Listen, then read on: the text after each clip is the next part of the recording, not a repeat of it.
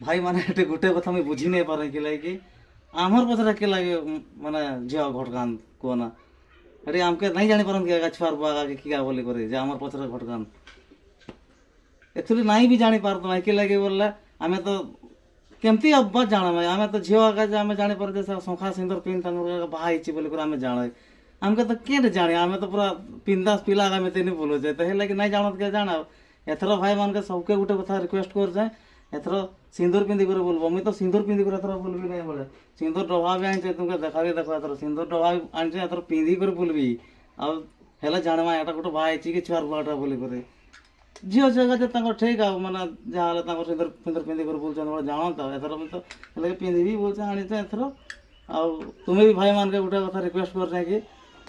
सभी पिंदी कर एथर बोलो है जाणमा माइजी का भी आउ नहीं घटक छुआर बुआ का जानी पारमा ना कि बाहा बोले भी जानी पारमा।